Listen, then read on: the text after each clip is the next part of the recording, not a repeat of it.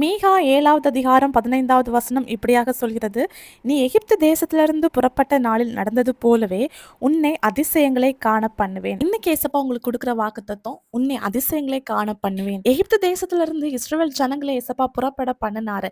ஆனா இஸ்ரவேல் ஜனங்கள் வாழ்க்கையில ஏசப்பா அநேக அற்புதங்களை செஞ்சாரு. எங்க செஞ்சாருன்னா வனாந்திரத்துல செஞ்சாரு. ஒண்ணுமே இல்லாத இடத்துல.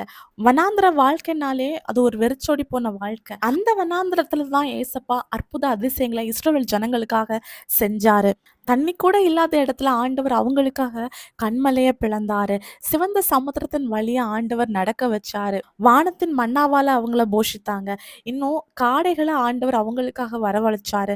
அது மட்டும் இல்ல, அவங்க போட்டிருக்கிற ட்ரெஸ் வரைக்கும் அது பழசா போனது இல்லைன்னு சொல்லிட்டு பரிசுத்த வேதாகமத்துல சொல்லப்படுது.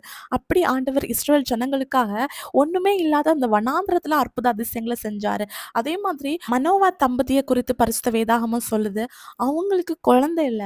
ஆனா ஆண்டவர் இல்லாத இடத்துல ஆண்டவர் உருவாக்குறாரு. அவங்க வாழ்க்கையில ஆண்டவர் அதிசயத்தை விளங்க பண்ணினாரு. அதே மாதிரி இதை கேட்டுட்டு இருக்க உங்க வாழ்க்கையில கூட ஏதாவது ஒரு அதிசயம் நடக்காதான்னு சொல்லிட்டு நீங்க கண்ணீரோடு இருக்கலாம். உங்க குடும்ப காரியமா இருக்கலாம், வேலை காரியமா இருக்கலாம், குழந்தை காரியமா இருக்கலாம். ஏதோ ஒரு இடத்துல இல்லாமங்கிற ஒரு குறைவோடு இருக்கிறீங்க. அந்த இடத்துல ஒரு அதிசயம் ஆண்டவர் விளங்க பண்ணா நல்லா இருக்குமேன்னு சொல்லிட்டு நீங்க அழுதுட்டு இருக்கிறீங்க. அந்த சத்தம் ஆண்டவருடைய செவிகள்ல கேட்டுச்சு.